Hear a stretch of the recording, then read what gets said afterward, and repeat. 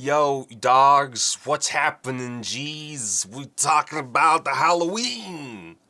I just decided to talk about this kind of randomly. I watched Halloween 2018 a few days ago to fulfill a spot on my 61 Days of Horror challenge. I needed a movie that was shot in my hometown, and I don't think there's actually another horror movie of note shot in Charleston, South Carolina. I could be wrong, but I don't know of anything offhand.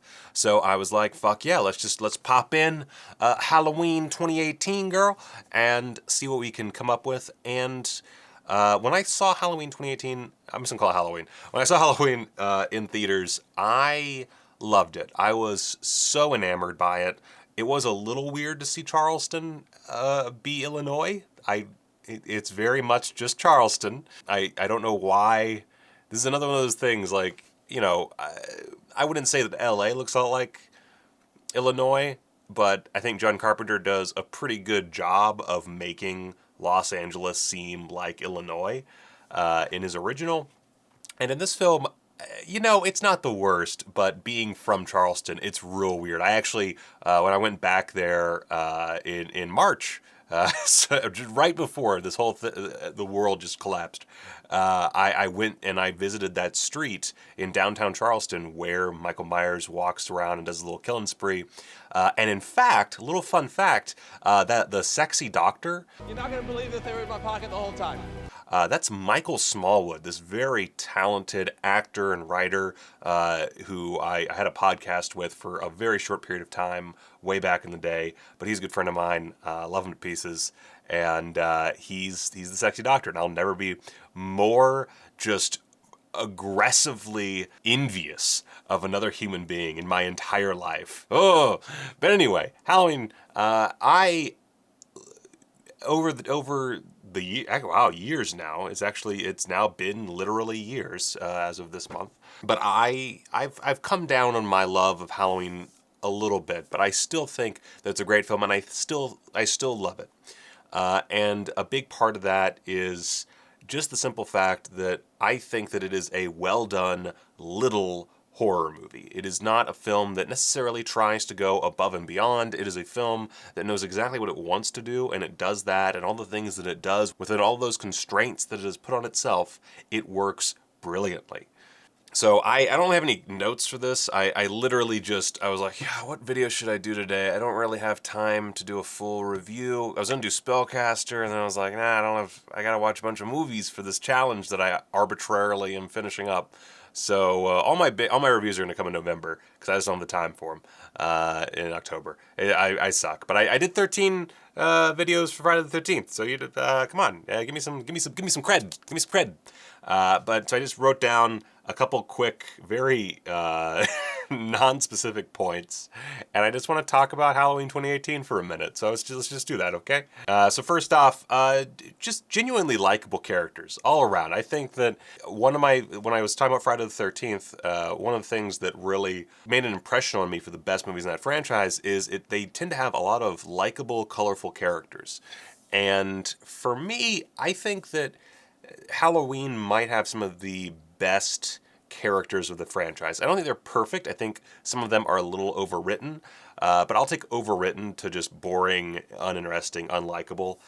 There's certainly plenty of likable characters in the Halloween franchise, and I'll get more into those when I do the whole franchise down the road. I'll probably do that as a lead up to Halloween Kills next year. But obviously Jamie Lee Curtis back as Laurie Strode. I'll get into her more in a second, but Laurie Strode is a very damaged person here, and I know a lot of people complain about the fact that she's basically, like, she comes off as the Laurie Strode who made it all the way through, like, H2O, when, in this universe, she only dealt with a serial killer who killed 5 people, whoop-de-doop-a-doop.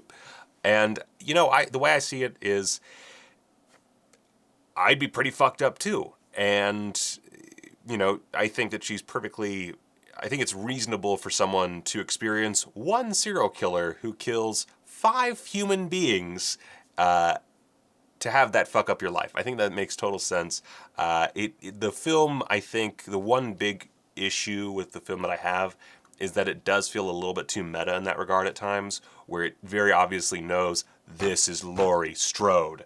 Whereas if this was a direct sequel to a film that came out in 1978 that did not have a bajillion sequels, it would not be taking the same approach, I don't think. So there's a certain level of reverence there I don't particularly jive with, but overall, it is Laurie Strode. She is played by Jamie Lee Curtis, and she does feel like a victim of a mental unraveling of PTSD, who has tried multiple times and failed to get her life together, and through that has pushed her family away. And I really like that, and I think that when it all comes full circle and you get their big confrontation with Michael Myers, oh my God, so good. And a lot of that comes down to the inherent likability of Laurie Strode, and then also the likability of Judy Greer as Karen, her daughter. And then, of course, you got Allison, played by Andy Matichak, and they are all just these really great Strode women. I think that Judy Greer might get the short end of the stick. I feel like a lot of her storyline is kind of shoved in there kind of quickly to move on to other things. Of course, Andy Matichak kind of gets tossed out of the movie for a little while in the third act because of that. I assume because of the rewritten ending. I don't remember all the details of the original ending, but it seems like that change up really messed with her character arc. That being said, I think she gets plenty to do. You know, all the women get their own little stab in at Michael Myers at the end. I think that thematically works really well. And yeah, I love the Strode girls or women. Women, don't cancel me. Women, the Strode women. Oy boy. So generally likable characters. Let's see, Dr. Sartain. I don't have a problem with him like some people do. I do think his character twist is another one of those things that feels a little too meta, where it again, it's, you know, I get, you know, if we're looking at this as like a real world scenario, there's no like super serial killers and it's just Michael Myers, you know, the fact that he did all that stuff, that he did not get taken down with those gunshots and falling off that balcony, and the fact that he was so relentless, I could see it fueling someone's interest in that mindset, because he's not a normal serial killer. He doesn't get off on it sexually. You know, he's not collecting trophies. He's just focused on the job of murder, and so he does. If there's no other murderer like him in the world, if it's just Michael Myers, there's a lot there that is intriguing and would make a somewhat unhinged psychiatrist, whatever the fuck he's supposed to be, would make them a little crazed and a little obsessive. So Haluk Bilginer, I just have the cast list here because I'm shitty. Anyway, as Dr. Sartain is, I think, a perfectly good side antagonist. Could I have done without him? Sure. But I think that he moves the plot forward, and I think that his initial inevitable comeuppance is fantastic. I love the head squash. It is a little gory for this franchise, but it's also super badass. Let's see, who else? Will Patton is Officer Hawkins. I love Hawkins. Hawkins is great. Him dying is really sad, actually. Toby Huss as Ray. Toby Huss is the MVP of this fucking movie. I love Toby Huss so much. You want to shit under my sink? I will murder you and your whole family. I think that he is the perfect amount of relatable and funny, and him dying is one of the most oh no scenes in the film. And you know, I think that I'm almost happy that Ray does not get a more disturbing death, because I feel like it would be too much after giving this character so much likability. Just the fact that he dies is horrible, because it's kind of like the kid dying. And I don't know who played the kid, but the kid was great. And actually, I don't have it on my list, but I love that he kills a child. It's fucked up, but I love that Michael Myers kills a child. I think that's, you know, it in one quick, again, this movie is simple. In one quick go, just one death, boom, he proves that he is the ultimate evil. And actually, I think later when he just ignores the baby, it works just as well, because it very much it shows that he, you know, it's like, oh, this baby, this isn't a threat. This kid, maybe a threat. We'll kill him. But this baby, fuck it, not worth my time. I love it. I love it. He's not, you know, yes, he's just in it for the murder, but there's no fun here. There's no threat, so what am I wasting my time with? Come on, man. Anyway, Ray's great. Vicky is fantastic. I love Vicky, the babysitter. Let's see. God, I'm forgetting which one's which. Dave, Miles Robbins is Dave. Dave and Vicky are one of my favorite couples in horror movies. I wish we could have gotten more of them. I think that's my only real gripe, is I would have loved more of Vicky and Dave. Oscar is a delightful little incel shithead, and I think his death scene is my favorite in the film. Just using the security lights is great. I wouldn't say he is necessarily super likable, but he is very it's one of those, like, I know kids like that. It's kind of like when people love Shelley in Part 3. It's like, yeah, he's a piece of shit, but I know people like that. I can get into that mind, and so I can feel for him even if I don't like him at the time. So liked him. And yeah, there's more. Julian, of course, is great. A little... I would say they add a little bit too much sass in there when Vicky is getting killed. That's another point. Like, again, there's points where this movie gets a little too meta, and that frustrates me. It gets a little jokey, and I think overall the humor works really well. I don't know that Julian works 100% of the time, but I think he works most of the time, specifically when he's interacting with Vicky and before her actual murder. Let's see, and then Cameron, Dylan Arnold is Cameron. Cameron's a piece of shit, but I like that. I like that you kind of feel like maybe he's okay for a while. He doesn't just come off like an asshole the whole time. You can tell why he and Allison are together. It helps their high school kids. They're fucking stupid. And then their eventual disagreement makes sense. It's a very simple, maybe misunderstanding, maybe not. I wish we could have seen more of him. I know the rest of his story was cut from the film. I would love to see what happens with him in the sequel. I'm assuming he's in there. And yeah, I just really fucking love the cast in this movie. I think that everybody works to some degree. There's no one in the movie that I would really need to see cut out, and that's pretty sweet. And then, I mean, James Jude Courtney, not really a, I wouldn't say Michael Myers is a likable character, but he brings a lot of menace to Michael Myers. He, as the Shape, is great, phenomenal physical performance. I don't know what to say. It's just really solid work from everyone involved. This is a bunch of professionals doing a professional job, and I love that. Actually, you know what? The only people I don't like are the podcasters. And I wouldn't even necessarily say that they're bad. They're such obviously bad at their job. They have all this money to spend, and they seemingly have like a big pot. Like they come off like they're doing fucking Serial, but they have no real technique at play. They are not using equipment the way they should be using it. I don't know why the fuck they had to go to the cemetery to record that bit. There's all kinds of issues with them as just from like their job perspective. Like if they were I don't know, like they should have been journalists. They should have, like, I realize podcasting is the big thing. I get where the filmmakers are coming from, but if you're going to do that, you should make them feel like podcasters. And they don't feel like podcasters. They feel like a bunch of kids playing make-believe. And, maybe they are. Maybe they were conning their way through this. Maybe they're just weirdos who have a lot of money to play with, and they somehow managed to get the mask and boop-a-doop, fuckheaded their way into the situation. But, Jefferson Hall and Ryan Reese, whatever, they do a good job. It's just... meh. I'm glad that they're killed off, because like if they were our main characters, then I would have some serious problems. But luckily, they wind up just being a way to get exposition across for the audience, and then move on. They're dead. Let's go about other things. Now, another thing I love the small budget. I love that this is not a big film. I love that it's all very contained, while still having a sheen about it. David Gordon Green is a fantastic filmmaker. He's made some less than stellar stuff in the past, but when you give him something to really sink his teeth into, he at very least puts in a very professional effort, and you can see that here. He is not trying to ape on John Carpenter, but at the same time, he is keeping within that world that John Carpenter created, which I think is perfect. Don't reinvent the wheel, but, make a nicer wheel. Make a wheel that, doesn't go all Firestone on your ass. Or which one was the wheel that fucked up that one time? I don't remember. Like, ketchup on my face. That's how...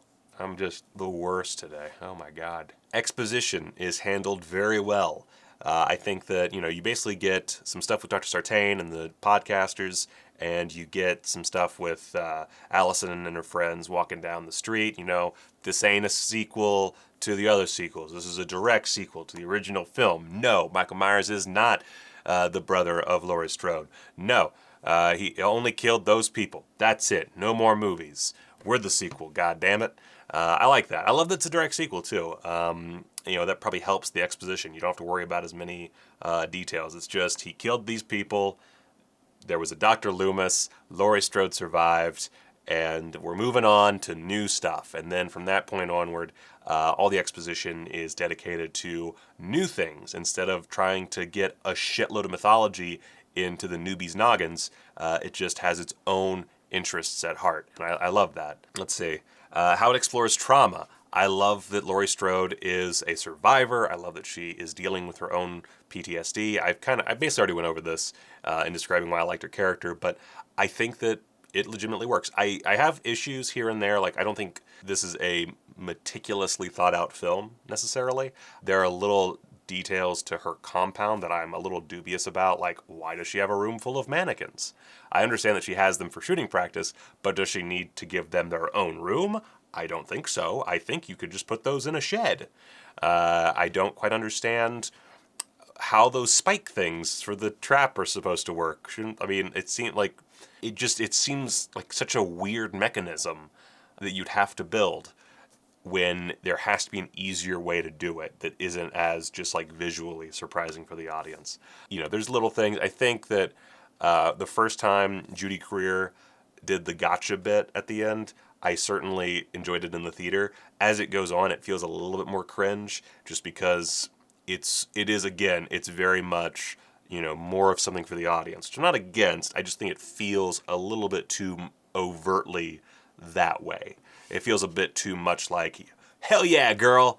The audience cheer now. Not necessarily a bad thing, but, could be better. Let's see. That fucking score. I love the score. I think that, John Carpenter and his boys, they put in some quality work, and specifically the track where Allison is, like, first running away from the shape. After Oscar's death is one of the most just like heart-pounding, holy fuck, yes, this is what I signed up for moments in a movie theater for me. So I love the score. It's John Carpenter doing a score. What do you expect? If you haven't listened to his Lost Themes albums, do it. He has another album coming out. Listen to that. The man could do no wrong when it comes to putting a fucking synthesizer in front of him. He just rocks it out of the park. I love his work. And yeah, I love that it tosses out the sequels. Those movies, not to give you too much of an idea of what I think, but they kind of suck. Not a big fan of the Halloween sequels. I think it actually has one of the worst franchises of the major, slasher franchises. Yeah. And then, let's see, I already said that it's simple. I love that too. That's my last point. That's all I had. That's my whole list. Is that the other one is that it's simple. I love simplicity in filmmaking. I know that a lot of people have problems with this movie. I will get into those problems when I do my actual review. But I feel like, we're not getting a new Halloween this year because of certain things that are a pandemic, and that's it. And we just got a new trailer. And let's go ahead and let's check that out. Let's check out that trailer. Let's finish this up by just nerding out, man. Just nerd out. I'll just let my mic pick up the audio, so maybe I won't get demonetized for it. Hello, Universal. Next Halloween. I love the lighting we're already getting. Again, it keeps that very simple, like, it's not overly done. I think it's another thing is, like, I love how simple everything is. It doesn't feel like with, like, the Rob Zombie movies where they're overproduced. Yes! Just some nice murder. Let's see, a little bit of a hospital setting. Got Michael in that sweet mask. Got a boy. Was that, I love that his mask is burnt. You can see that, they did a little bit of light burning on the mask. That's really good. But it's not too much. Again, I love that this is from what we can tell so far, a trilogy of films that knows when to amp things up, but knows when to kind of keep things down at a certain level. The mask is burnt, but it's not destroyed to the point of like Halloween 2 from Rob Zombie. It is a nice kind of gingerly burnt Michael Myers mask, which I'm not sure how he managed that in that massive inferno he was trapped in, but maybe we'll find out. Who knows? Maybe he like got himself a wet blanket, hid under that thing, till the firemen arrived. Learned something in Boy Scouts, I guess. So cool. Love that. Let's see. God damn it! I just want to get There we go. We got Tommy Doyle over here. Anthony Michael Hall is Tommy Doyle with that baseball bat. I'm willing to bet he is not dealing with Michael Myers directly. I feel like this is probably like an introduction moment or something where he's like, you know, taking somebody to task with that bat. It doesn't really matter. This isn't a reaction video. I just love, God, I love the look of Michael Myers in this. I think that mask from the 2018 version is like the second best mask in the series after the original.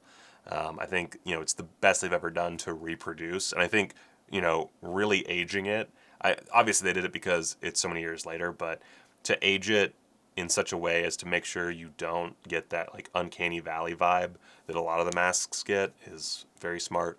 And I'm really excited to see Tommy Doyle finally get his revenge against Michael Myers. I think that there's a lot of potential there to show kind of Laurie's struggle versus Tommy's struggle. My assumption is that Tommy Doyle has not had as rough of a time, but maybe it did derail his life. Who knows? I'm very, very curious to see what they do there. They could fuck it up, sure, but I think we have a good team behind this who knows what makes Halloween great.